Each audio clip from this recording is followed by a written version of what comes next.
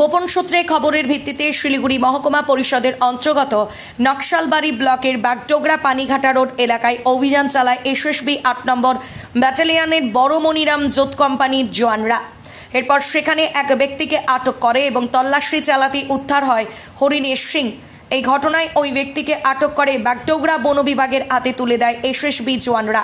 এরপর বনকর্মীরা ওই ব্যক্তিকে গ্রেফতার করে। ধৃতের নাম সুব্রন বড়াইক, হে ওতলাবাড়ির বাসিন্দা।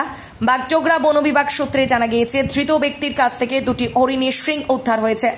উদ্ধার হওয়া হরিণের সিং ওই ব্যক্তি বাগডোগরা নিয়ে এসেছিল, হাত বদলের কথা ছিল। তবে হরিণের সিংটি কোথা থেকে নিয়ে এসেছিল তা খতিয়ে দেখা হচ্ছে। এদিন ধৃতকে শিলিগুড়ি মহকুমা আদালতে পাঠানো হবে। তদন্তের স্বার্থে এদিন ধৃতকে আদালতে তোলে নিজেদের হেফাজত নিয়ে তদন্ত করবে বন দপ্তর। এই ঘটনার সঙ্গে আর কে বা কারা জড়িত রয়েছে তা খতিয়ে দেখছে বন দপ্তর। পুজো আসছে, ভাবছেন কেনাকাটা করতে কোথায় যাবেন? আরামবাগ গৌরহাটি মোড়ে নতুন রূপে উদ্বোধন হলো বাজার কলকাতার নতুন শাখা। এখানে বড় থেকে শুরু করে বাচ্চাদের নিত্য নতুন ডিজাইনের আধুনিক পোশাক, তাও আবার পেয়ে যাচ্ছেন একই ছাদের তলায়। তাই দেরি না করে আজই চলে আসুন বাজার কলকাতা। ঠিকই শুনেছেন, আরামবাগ গৌরহাটি মোড়ে নতুন রূপে সেজে উঠেছে বাজার কলকাতার নতুন শাখা।